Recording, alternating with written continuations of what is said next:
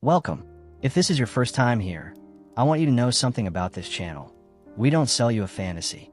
We give you the real picture, the beautiful parts, and the parts the YouTube algorithm would rather didn't mention. Today's episode is one of the most important things you can watch before you ever spend a single dollar on a tiny home. Because by the end of this video, you will understand exactly why thousands of tiny homes across the United States and beyond are considered illegal. Not abandoned, not dilapidated, but flat out illegal, simply because of where they sit and how they're built. Stay with me until the end. I'm going to walk you through the laws, the loopholes people think exist, but don't, the states that are getting it right, and exactly what you need to check before you commit. Real quick, if you're new here, hit that subscribe button right now and turn on notifications. This is a full series. Every episode drops a new secret the tiny home industry glosses over. You don't want to miss a single one. And if you have a friend who's planning to go tiny, send them this video. You might be saving them from a very expensive mistake. Alright, let's get into it. Imagine this. You've saved up your money. You've designed your dream. You found a piece of land, parked your tiny home on it, and you're ready to start living the life everyone on Instagram makes look so peaceful and so free. Then a knock on the door. It's a county official, and they're not there to welcome you to the neighborhood. They tell you that you have 30 days to remove your home, or they will. This isn't a movie. This is happening to real people, right now, all across the country. And nobody in the tiny home world wants to talk about it honestly. But today we will. First, let's clear something up. When we say a tiny home is banned, we're not always talking about some dramatic government crackdown. Most of the time, tiny homes aren't banned by name. What's banned, or simply not permitted, is how and where they're placed. There are three main categories this falls into. Number one, zoning laws. Every piece of land in most developed counties and municipalities is zoned, meaning it's designated for a specific use. Residential, commercial, agricultural, industrial. And within residential zones, there are sub-rules. Single-family homes only. Minimum square footage requirements. Setback rules about how far a structure must sit from the road, from neighbors, from the property line. Here's the problem. Most zoning ordinances were written decades ago, long before tiny homes became a movement, and the minimum square footage requirements alone can be a killer. Some counties require that any permanent dwelling be at least 1,000 square feet. Others say 800. Some say 600. A tiny home typically runs between 100 and 400 square feet. Do the math. Number two, building codes. Even if your land is zoned correctly, your structure has to meet building codes. Rules about construction standards, ceiling heights, electrical systems, plumbing, fire safety, and more. The International Residential Code, which many states adopt in some form, has a minimum ceiling height requirement of 7 feet. A lot of tiny homes with loft sleeping areas don't meet that for the loft, which then gets classified as storage, not a bedroom, which affects whether the home is legally habitable. Number three, classification of the structure. This is the sneakiest one. A tiny home on wheels, a THOW, is almost always classified legally as an RV, not a house. And in most residential zones, you cannot live in an RV year-round. You can park it, you can store it, but you cannot call it your primary residence. A tiny home on a permanent foundation is treated more like a house, but then it has to meet all house standards. Minimum size, full utilities, permitted construction, and that can price the whole thing out of the affordable category very quickly. Let's talk geography, because this is not equal across the board. Some of the strictest resistance to tiny homes has come from wealthy suburban counties that are very clear about what kind of housing they want and what kind of resident they expect. Minimum square footage laws in parts of New Jersey, New York, and Connecticut can make tiny home living virtually impossible in residential zones. You're not going to park a 200 square foot home in a suburb where the code requires 1,500 square feet minimum. It just won't be permitted. But here's what makes this more complicated and more honest than most people say. It's not always elitism. Sometimes it's infrastructure. Local governments argue that their roads, schools, sewer systems, and emergency services are designed around a certain population density. A sudden surge of tiny homes, especially if they attract large numbers of people, could strain systems that weren't built for it. Is that always the real reason? No. But it's not always a lie either. States with documented tiny home resistance. California is a fascinating case. The state has pushed for ADUs, accessory dwelling units, on existing properties, which has helped some tiny homeowners. But county-level zoning varies so wildly that a tiny home legal in one county is illegal 20 miles away. And homeless encampments of tiny homes in cities like San Jose have been demolished, raising serious questions about what tiny home solutions even mean in policy terms. Florida allows tiny homes, but county-by-county enforcement is all over the place. Charlotte County has had high-profile cases of people being forced to remove those they'd lived in for years. North Carolina has progressive tiny home laws at the state level, but local governments have wide latitude, and enforcement is inconsistent. Tennessee is often marketed as tiny home friendly, and some counties are. But Davidson County, Nashville, has strict rules that catch people off guard. The lesson here is state-level friendly laws do not override local zoning. Ever. Do not assume. Let's talk about the things people tell themselves when they don't want to do their homework. I'm not being harsh. I understand the appeal. The dream is powerful. But these myths are costing people tens of thousands of dollars. Number 1. I'll just park it on agricultural land. Agricultural zoning often has even fewer dwellings permitted per acre than residential zones. The idea that you can buy a few acres in the country and park a tiny home is a beautiful fantasy. In many counties, agricultural land only permits one dwelling, the primary farmhouse, and only if you're actually engaged in agricultural activity. A tiny home, THOW, doesn't count.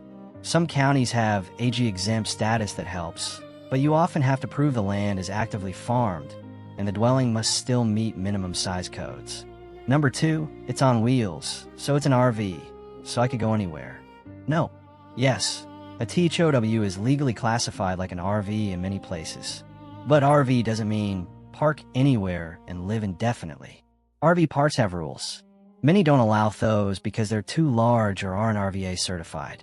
State and national parks have stay limits, typically 14 to 30 days. And many HOA communities ban RVs outright from neighborhoods, even if you own the property. Number 3, I'll get a variance. A variance is a formal exception to zoning rules that a homeowner can apply for. And yes, they exist, but they are not rubber stamps. You have to appear before a zoning board, prove that strict application of the law creates an unreasonable hardship specific to your property, not just that you'd prefer a smaller home, and the board has to agree. In practice, variances for tiny homes are granted inconsistently and denied frequently, especially in counties hostile to the tiny home movement. Number 4, I'll just live in it quietly and nobody will notice. People do this, so get away with it for years. But it only takes one neighbor complaint, one building inspector driving by, or one insurance or loan document to unravel everything. And when it unravels without proper permits, you can face fines, forced removal, and be on the hook for the cost of that removal. You also can't insure an unpermitted structure properly, which means if it burns down, you're left with nothing. Now let me give you some real hope, because there is progress happening, and it's meaningful. Oregon has been one of the most progressive states. In 2021, Portland became one of the first major cities to allow tiny homes on wheels as permanent residences on residential properties, meaning you can legally park a THOW in your backyard and live in it, or rent it out, without the constant fear of eviction. Lane County, which includes Eugene, has also made serious moves toward tiny home accessibility.